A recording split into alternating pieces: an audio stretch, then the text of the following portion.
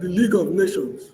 At the end of World War I think as a result of the Versailles Treaty of 1919, the League of Nations was formed to work towards world peace. 1939, another world war broke out. At the end of the war, they felt the League of Nations is not good enough to maintain world peace. That was how United Nations came into being. Those who formed United Nations formed it in their own interest. No African independent state of today, with the exception of Ethiopia, was present when the United Nations was formed. Liberia technically was not independent. It was more or less a vassal U.S. territory, even up to today. So whatever they are doing in Liberia is strictly American interests they are protecting.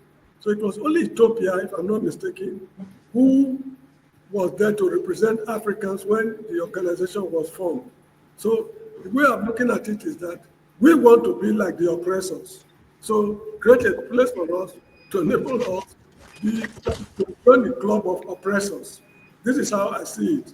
Now, what it takes to be a member of that council, we lack it.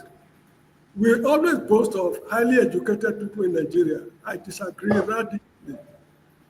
The highly educated people of Nigeria of those days, majority of them are either old or they're already gone. The quality of graduates we are producing this day is wishy-washy, it's abysmal. Let me explain it this way. Look at people like Wole Soyinka, Chinua Achebe, Cyprian Ekwensi, Lechi Amadi, Amos Tutuola. These were writers of a generation who attended the University of Ibadan that was established in 1948. Now, that class of people, they distinguish themselves. Why is it that we are not producing more of Achebe today? Why is it that we are not producing more of Wole Soyinka? Why is it that we are not producing more of Amos Tutuola, Lechi Amadi, and those fine writers? The reason is because the standard of education we have today is abysmal. Please, in conclusion, just listen to Arise News analysts, especially Hussaini Rufai. You will hear him rubbishing professors. Hussaini Rufai is a man who read animal science, but when he sits professors down, he rubbishes them as if they are little babies.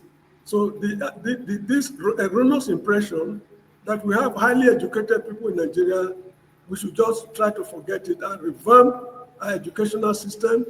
And if we want to represent Africa in any way, it's not through United Nations Security Council. When we assisted other countries to gain independence, we did not do it with the approval of the UN Security Council. We went all along on our own. And in those days, when people want to do anything in Africa, they always ask, what will the Nigerians say? What is the opinion of Nigeria? What is the policy of Nigeria on this matter? It's not because we are members of the United Nations Security Council. So let me just conclude by saying that we should stop pursuing shadows. We should behave like responsible members of the human race. Thank you.